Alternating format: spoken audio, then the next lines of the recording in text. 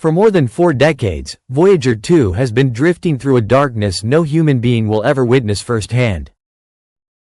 It was never meant to become mysterious again.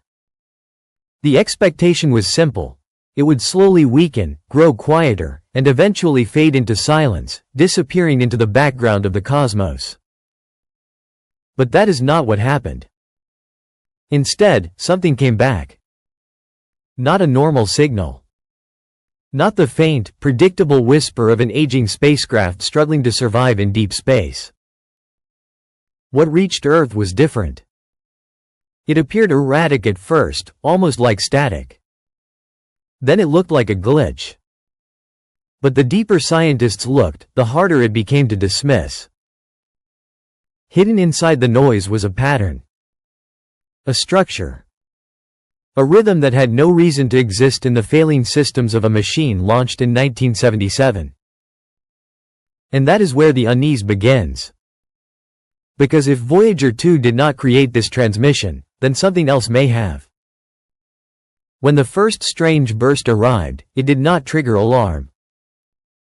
Spacecraft signals are often messy, especially from something so distant and old. Engineers are used to interference, radiation effects, timing drift, and unpredictable hardware behavior. So the anomaly was brushed aside. Then it happened again. And again. The timing between the bursts changed everything. They were too regular. Too spaced. Not random noise, but something that felt deliberate. Like beats in a sequence. That alone raised concern. But the deeper analysis made it worse. Beneath the noise, the signal repeated itself. Frequencies looped. Patterns folded into each other. Where chaos should have existed, there was order. The transmission was not degrading, it was organizing. That is not how broken machines behave. As researchers pushed further, they discovered something even more unsettling. The structure was mathematical. Intervals aligned with precise ratios. Patterns reflected logical progressions. It resembled something intentional, something constructed. Not a malfunction. Not cosmic interference. Something closer to a fingerprint made of logic. Mathematics is universal. It does not depend on language, biology, or culture. It exists the same everywhere. And that is why this discovery struck so deeply. Once the signal showed mathematical structure, the possibility of random noise began to collapse. It no longer felt accidental. It felt built. As if something had chosen numbers before attempting communication.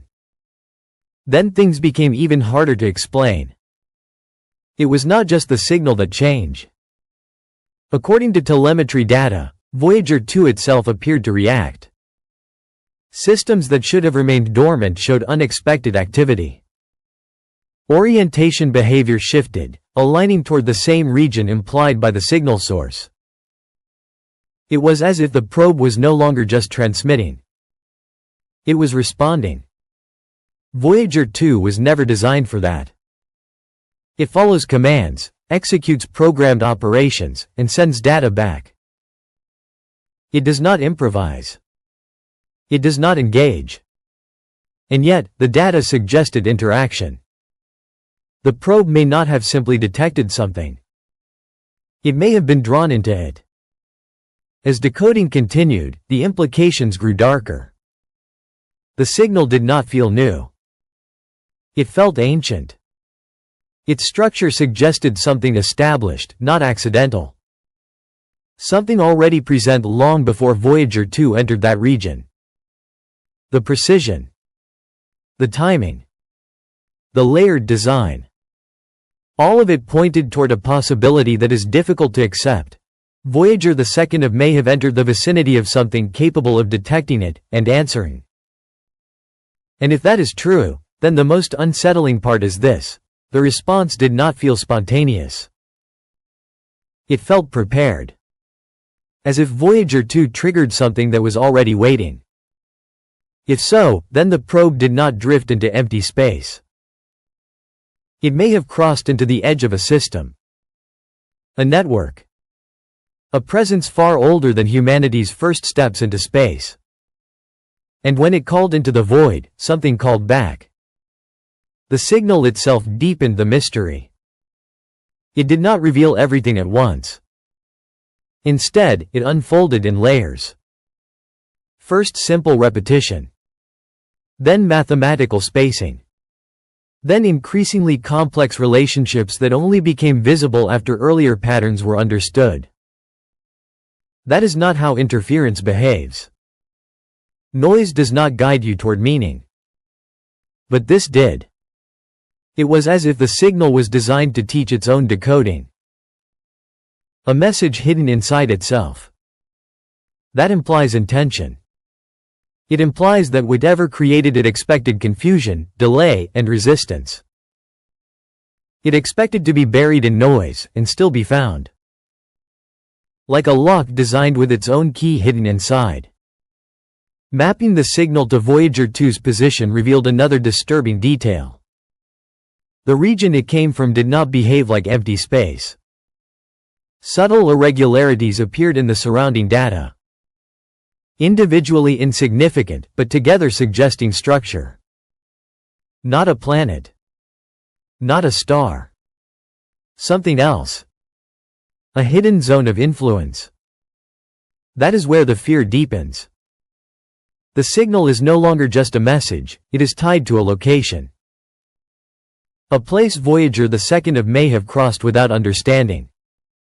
Imagine walking through fog and hearing a voice respond from a direction where nothing can be seen. That is what this feels like. One of the most unsettling possibilities is that the signal did not travel normally at all. Instead, it may have used Voyager 2 itself as a carrier. That would explain why parts of the transmission felt familiar, like corrupted telemetry, while deeper layers carried patterns the spacecraft could never produce. In that scenario, Voyager 2 did not just receive a message. It became part of it. A relay. A human-made machine used to transmit something beyond human design. Like hearing your own voice echo back, but changed into words you never spoke. If this interpretation is true, then this is not just an anomaly.